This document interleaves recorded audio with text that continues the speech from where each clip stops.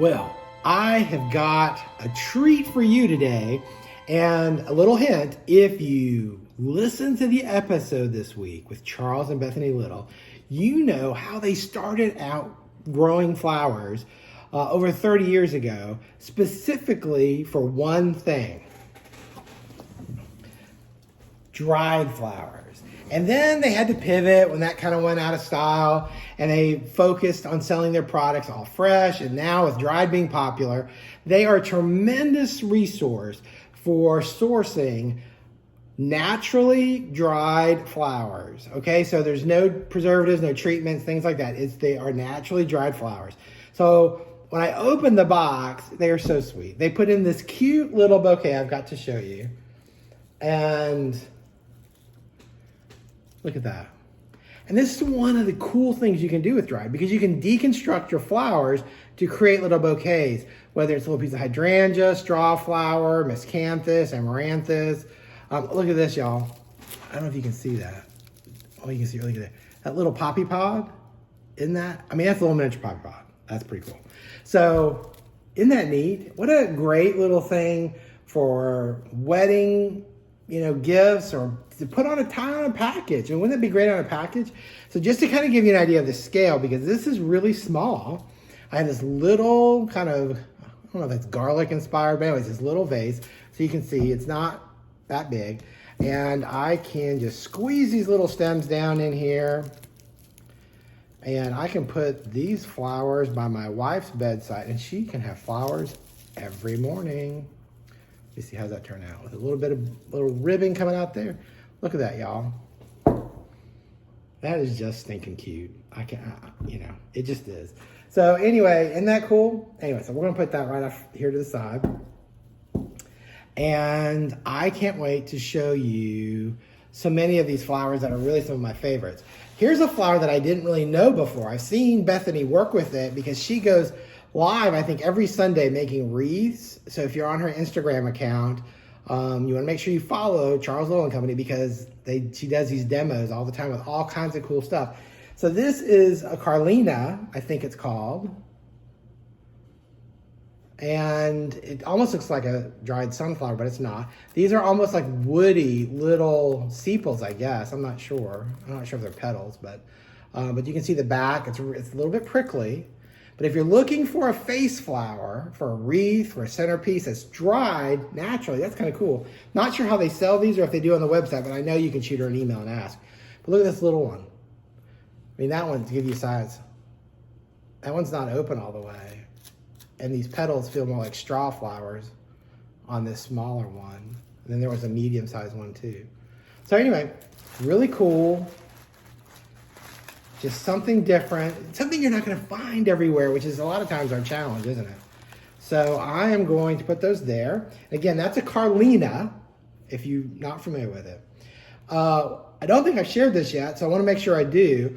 If you've never ordered from Charles Little, well, it doesn't even matter if you have ordered. If you go to their website, charleslittleandcompany.com, and there's a button at the top that says shop. The very first or second thing that drops down is dried. And you go in there and you shop for dried flowers from their website. You can use the code FlowerPodcast10, not but FlowerPodcast10, and you'll get 10% off one order between now and November 30th. Now, the way dried flowers work, once the crop's over, it's over, and they can't dry anymore. So there is a limited supply. So you have to kind of think, obviously there's budgets and things to think about, but I always had to think about the year. How much am I going to need in the year? And go ahead and get it and secure it. With the prices of flowers going up and craziness with supply, with dried, you can control that a little bit because you can get them now and then have them for the rest of the year. So something to think about, maybe. I hadn't thought about that till now, actually. So good tip. All right, we're going to start off because I love herbs. I love the fragrance they bring to a lot of designs. It's one of those unexpected surprises. And in drieds, it's no different.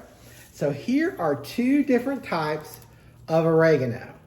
So this is just green oregano. And it looks like it's bloomed and it's gone to seed, and you have these delicate tips, but yet it's dried, so you don't have to worry about it going down or anything. And then this is a purpley pink one. I wish I could really get close so you could see it good. It's called, I think this one's called Bristol Cross Oregano. And it has this hot pinky purple quality to it. I love this color. It's really rich. You know, all these fall tones now with the burgundies and the almost magenta, dark pink colors. This would go really well with that. I'm gonna probably make a mess here, but I'm gonna try to try to get everything here so you can see it. And as I do this, and you know, it'll get higher and deeper. Anyway, talking about herbs, who doesn't love dried lavender? And even if you're not a fan of lavender, because not everyone loves the fragrance, lavender is an extremely popular product that a lot of times people like it at place settings, as keepsakes, things to make little bouquets out of. And they have, I know they have two kinds of lavender, English and French. This is French. This is French lavender. Look at these bunches. I think there's probably about 1 million stems in there. I mean, not really, but there's a lot of stems there. So you could split this bunch probably in thirds and still have the cute little bouquets. And because this is this year's crop. So this might have just been grown a few months ago, maybe not even that long ago, in their field. It's very fresh. It's very fragrant. You do get the scent. It's not been sitting in a box for a year and then, you know, shipped out to you next year. No, this is really, really fresh. Has that light lavender color or kind of bluey color, and it's just fabulous. So anyway, got lots to talk about, so I know we don't want this to be an hour long. So anyway, there's so many good things. So now this is a favorite of mine. This is called Woolly Cotton Ball. Can you see it? Still got some cough. So you might know lamb's ear. Let me see if I can find one. So like, here's a leaf. So you can see it's like in the lamb's ear family, if it's not a lamb's ear specifically. And they harvest it looks like when, I'm gonna guess they start going to seed. I think they've already bloomed at this stage. And then dry them so you get these tufts. And you can see the leaves are coming off, but the tufts aren't, and it's really, really beautiful. I mean, it's got some straight, you know, linear kind of shape to it, but it's such a beautiful white, soft, neutral. And I just was thinking about this because I don't know why. What about this for Christmas? Wouldn't that be beautiful in Christmas bouquets or arrangements or wreaths? Because it almost looks like it's snow or frost or ice on it. It's really kind of cool. So anyway, again, this is called Woolly Cotton Balls. And there's also like a Woolly Benton, which is more just the foliage part. But anyway, love that. Now on the episode, we talked about 2 different flowers. One was Larkspur. So I wanted to show you because first of all, you know, there's not a lot of things where we can get these good, strong purples and drieds. There are a handful. I think I have 2 more flowers that maybe, I mean, this is more purple, but sometimes if you put it with the right things, it does read blue. So I really love that. But you can see all the color on here. You don't see a lot of green tips. And that was one of the things I really wanted to show. Here, I'm gonna put you right there so we can see you good. But depending on how you're growing your flowers or what you're growing for determines the cut stage. So now if you're cutting fresh, you don't want your larkspur to be all bloomed out because people think it won't, you know, they're gonna think it doesn't last or it won't last because it's already bloomed. So you cut it maybe with the blooms half open and then you leave some buds that will continue to open. So that way your customers, if you're a flower shop, can have longevity or vase life. You know, in a wedding, you might get it in early, you might let it open up or it may come more open and then you've got it. Well, in dried, you don't really care about these lower blooms because people don't really see that as much. So you want to let it come out and then just bloom all the way to the top. So blooming all the way to the top gives you way more color And being that this is natural, you'll see that this white has almost an antique color to it. And so I really like it. And it's great filler. You know, like if you're doing some of those aisle, you know, pieces, and I know this is a crazy idea, which I get these. But, you know, this is something you could use and then take it out, save it, and reuse it again. And really get a lot of mileage out of it. But either way, this is beautiful larkspur, dried larkspur. So I'm not going to be able to do this where you can see everything. All right. I'm going to show you this next. This is Lepidium.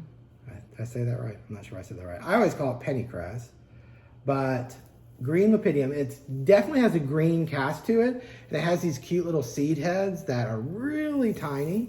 So if you know pennycress, you probably know this then.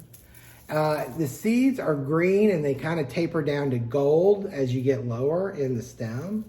So really, really kind of a great filler. And bunches are big because it branches so well. There's a lot in them. All right, so I'm gonna put that over here too. Now we were talking about blues and purples earlier, and of course, Statice. I mean, Statice is such a tried and true flower. And a lot of times people don't want to use it that much for whatever reason in fresh work, but in dried, it's a great source of color. And I think there's more colors in this available, but this is really, really a great blue purple. And there's a lot in this bunch. And you know, as you pull it apart, you're gonna lose a few flowers because that's just the nature of dried, but it's really, really, because it's fresh, this is freshly dried. So it does last really well. And you can definitely go ahead and get it, maybe separate it out, you know, put it in a container where you can keep it dark so it doesn't fade. But isn't that great? I think it's really good. One of the other flowers we talked about on the episode was Echinops. And if you love the shape, that globe Echinops, you know, round blue silvery ball, you know, when you're buying it fresh, the season on it is super short. It doesn't have a long season because it kind of goes from beautiful, perfect to not so perfect in a really short period of time. And then if you cut it tight, it doesn't always open. So anyway, bottom line is fresh can be a challenge, but dried, you can get it exactly at a great stage and you can buy all you need for all year long and have it. So this is what I'm talking about if you don't know. This is blue Echinops.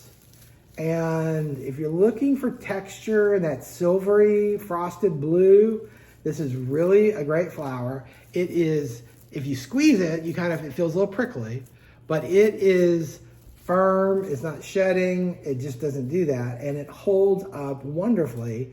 I used to sell tons of this for people doing weekly accounts like hotel work, office work, things where any of these dried flowers really, you could mix with fresh or you could just do dried pieces because this stuff lasts a really long time and I just love it. I want to make sure you can see it good. But you'll see different sizes, like look, you can see some bigger heads, you see the smaller heads, a lot of variety of sizes to do all kinds of things. So the pile is not going to work as well here. Let's see. There we go. Okay. So let's do this. One of the things that I used to get requests for year round, and it kind of surprised me because if you're doing seasonal designs, grasses, even though they're green, and especially in the spring is what I'm really thinking. In the spring, everybody wanted grasses. And grasses, of course, are short or they're developing. They don't have those seed heads yet. They don't even really have long, you know, sort of plumes, if you will, to really harvest and really use for the wispiness. So I say all that to say, this is Chasmanthium, sorry. I think it's called Northern Sea Oats, and it's a very invasive receding perennial in certain parts of the country. I mean, you plant it and you have it for a really long time, but you can see how it has it's dried, but it has all the flexibility almost of fresh. And it still has that green. It even has, I don't know if you can tell really well, but yeah, you can see it there. You see how it's almost got that little hint of plum, which again is a really popular color this time of year. And it's almost like it got a little bit nipped by some cold, which I know it didn't, but that's just the stage it was cut. But great texture. And again, look how big this bunch is.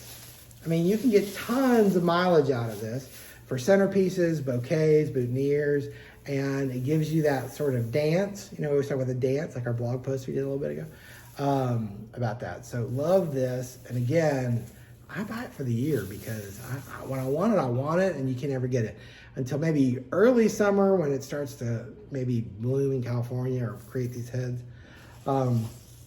Okay, so Love in the Mist. I won't keep teasing you. I'll just go ahead and get it out here. Love in the Mist, or Nigella, you may know it as, comes in blues and whites and some blush, different colors. And so do the seed pods. They come in a green. There's even a green with like a burgundy stripe. But this is the burgundy Nigella pods, and it is, they're amazing. Look how many pods you get in a bunch. Tons and tons and tons. And again, you can use them all which way because they are firm and dried, and they're not gonna go down on you. You can even wire them for personal flowers and just keep using them. So there you can see them good and close up there. But I love this color, especially this time of year. You know, people want burgundy dahlias, burgundy, callas, all these other colors. And this burgundy is a brighter burgundy. It almost has a tiny bit of like magenta in it, and so it gives it a brightness. And I love this. Okay, so we're just put this one off to the side. Here, I'm gonna make a frame. All right, last but not least is another favorite of mine for this time of year, and that is Strawflower. So let me show you the different colors that Bethany sent me. So this, I believe, is called Rose. And you can see the cut stage is really good. You get a variety of open stages, some tight, some open, and lots of flowers. You know, and if you want to stretch this, again, you can leave the stems whole with whatever 2 to 3 blooms per stem, or you can cut the flowers off individually and wire them, which is kind of a pain, but you definitely could do that. Another great color here is pink. You can see there is variation. So some of these colors you may buy thinking, you know, this is the picture you saw, but there is variation in it. So you can see like it goes light pink to more of a bubblegum pink. This light is pretty accurate. And so, but I know that I think they have like 6 colors of Strawflower, and I would buy as much as I could. And last but not least, here, I want to put this over here, is Marshmallow Mix. And I love the blush to gold. It's really not blush, it's more like a pale apricot to peach to gold, kind of a buttery gold. Yeah, I mean, it's really a lighter yellow. I wouldn't say gold, but really, really nice. So as you can see, tons of amazing dried flowers. And this is where you really see the difference in 30 plus years of experience coming through producing a natural product.